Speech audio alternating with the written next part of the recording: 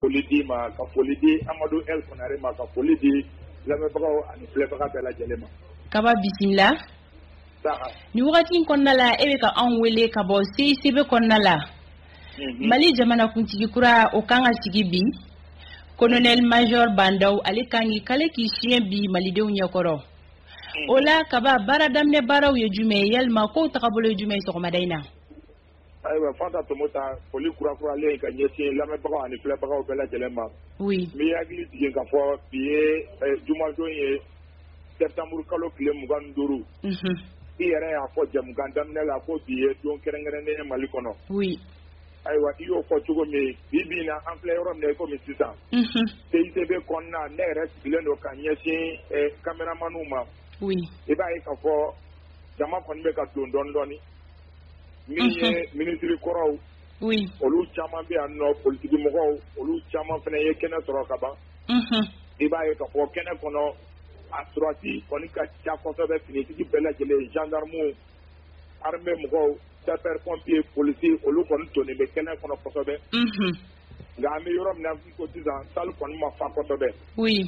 Salle ma fa kosɛbɛ hali a ma a tilancɛ sɔrɔ ka sababu kɛ baara ninnu yɛrɛ kan ka daminɛ normalement nɛgɛ kanɲɛ 9 o tɛmɛnen ni minute 30 ɲɔgɔnna ye. Ayiwa baaraw labɛnnen don cogo min n bɛna ɲɛf'i ɲɛna n'i ye CICB maa min bɛ CICB dɔn. Oui.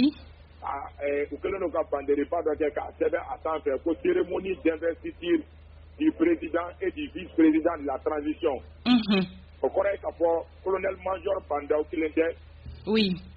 Nka ka fara ale ka min ye Asimi Goyita ye o fana bɛna kale ka siɲɛ kɛ. I b'a ye ka fɔ n'i y'o sɛbɛnni jateminɛ chaise camanba fana ni o ɲɛsinnen don o ma. Chaise fimanw o b'a jira ka fɔ cour suprême mɔgɔw olu de bɛna u sigi o chaise kɔnɔ. O chaise bɛ taa ko chaise den 9 ɲɔgɔnna la. Ayiwa ka chaise kelen kɛ o camancɛ la min ni tɔ ninnu tɛ couleur kelen ye. Oui. An b'a jigiya ka fɔ ko o ye colonel major Bandaw ale sigiyɔrɔ ye. Ni i bɔra o yɔrɔ la i b'a ye ka fɔ n y'a fɔ cogo min salle kɔni falen tɛ ten kosɛbɛ pour le moment. Oui. Ayiwa baaraw taabolo bɛna kɛ cogo min o de filɛ nin ye. Ok n bɛ kuma di Amadou El Konare ma Amadou. Isa Kaba. Yala maaw don cogo ko la i b'a ye ni sugu kɛra maa caman bɛ taa u yɛrɛ ye ka taa fɔ an bɛna don ka sɔrɔ tɛmɛsira b'a la jateminɛ jumɛn bɛ a ko daminɛ ka maaw don cogo kan salle in kɔnɔna la. Min kɔni ye jateminɛ o ye ka fɔ mɔgɔ si tɛ salle in na sɔrɔ kabi CICB da fɔlɔ kɛnɛmalaba kabi goudron da kɛmɛcogo foyi t'i la ni yamaruya sɛbɛn dɔ t'i bolo min b'i yamaruya ka kɛnɛ in lasɔrɔ. N'i bɔra yen nɔ i bɛna se CICB donda yɛrɛ ma.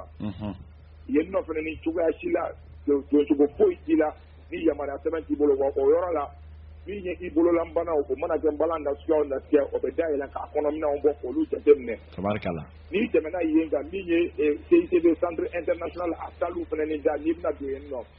Yen fana Amadou El Konare i ka minɛn ninnu a bɛ Larawe kura ye. Ka tila k'a jateminɛ yamaruya sɛbɛn jumɛn b'i bolo. I ka yamaruya sɛbɛn a b'i yamaruya ka taa côté jumɛn fɛ. Yalima i bɛ taa sanfɛ de wa i kan ka jigin dugumala la ni o ye officiel sigiyɔrɔ ye. O la npogotigi cɛnanjɛw bɛ sɔrɔ ka bila i ɲɛ. Yɔrɔ min b'i ka sɛbɛnfura kan u bila i ɲɛ ka n'o yɔrɔ yir'i la Amadou El Konare. Tabarikala. O kuma an b'i fo Fanta Tomota a bɛ tɛmɛ ni ɲininkali ye. Kaba. Ni baaraw kɔni nun donna yalima programme ye jumɛn ni jumɛn de bɛna kɛ. Programme kun fɔlɔ ye an ye kibaruya min sɔrɔ o ye ka fɔ fɛn min ye colonel Maliki Diaw. Ale kan ka i sen bɔ a kɔnɔ kɔrɔ ka taa min ye colonel Asimi Goyita ka taa o kunbɛn. N'ale y'o kunbɛn ale n'o mana na ɲɔgɔn fɛ wagati min. Oui. Olu bɛ sɔrɔ ka fara ɲɔgɔn kan olu bɛ colonel major Bandaw o kunbɛn. Ayiwa colonel major Bandaw o bɛ na wagati min o kɔni b'a sɔrɔ min ye CEDEAO o ka ciden kɛrɛnkɛrɛnnen ni o ye Goodluck Jonathan ye. Oui. I b'a dɔn k'a fɔ ale ye maa yelekeba ye min kan ka ye kɛnɛ in kɔrɔ bi. Siga t'o la. N'a y'i bɔ ale la an ma dunan wɛrɛ ka kibaruya sɔrɔ min kan ka se kɛnɛ kan.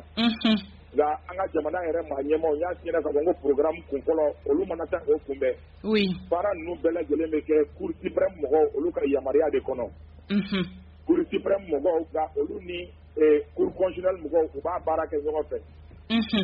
ni colonel major Bandaw nana wagati min oui jamana jɔnjɔn bɛ fɔ n'o ye hymne national ye ni an bɔra yen nɔ min ye maître de cérémonie ye o bɛ kumaw introduit kumaw introduilen kɔ cour suprême mɔgɔw olu bɛna ka na ɲɛfɔli kɛ baaraw yɛrɛ ko ninnu kan ka kɛ cogo min ani a bɛ fɔ min ma ko plaidoirie oui o ye cour suprême ɲɛmaa ye ale bɛ dakuruɲɛ damadɔni fɔ ka sɔrɔ ka ɲɛfɔli kɛ colonel major Bandaw ye a kan ka baara min kɛ o la colonel major Bandaw n'ale kan ka kɛ jamanakuntigi ale bɛ na ka na kalikan daminɛ kalikan yɛrɛ kumakan ye min ye o ye ka fɔ a b'i bolo kɔrɔ ta a b'a fɔ ka fɔ ko n bɛ n kale jamanadenw ɲɛna ani Ala ɲɛna k'a jira k'a fɔ ko jamana bɛ sariya min kɔnɔna la n'a bɛ fɔ a ma ko a forme républicaine ko n bɛ o bato a bato cogo bɛɛ lajɛlen na wa Mali constitution n bɛ o fana bato a bato cogo bɛɛ lajɛlen na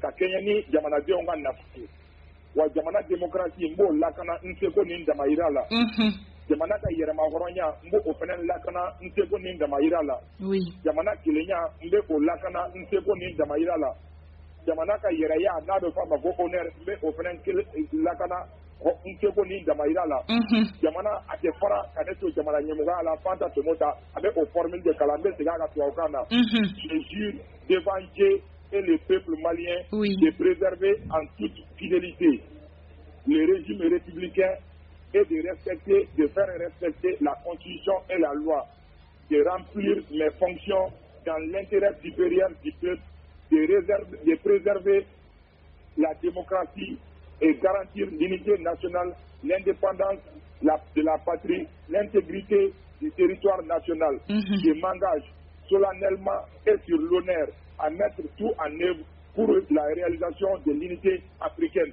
Fanta Tomota a fɔ o kalan a kalan a fɔ o fɔ n'a ye o fɔ wagati min jamana dɔw la bolo bɛ da kuranɛ kan jamana dɔw la bolo bɛ da Bible kan nka anw fɛ yen nɔ o tɛ a la a bɛ i bolo de kɔrɔta ka nin kuma in fɔ ni a y'o fɔ o la yamaruya bɛ di a yɛrɛ ma a ka dakuruɲɛ damadɔni fɔ jamanadenw ye o bɛ kɛ a ka message ba fɔlɔ ye n'a y'o message ba fɔlɔ fɔ wagati min n hakili la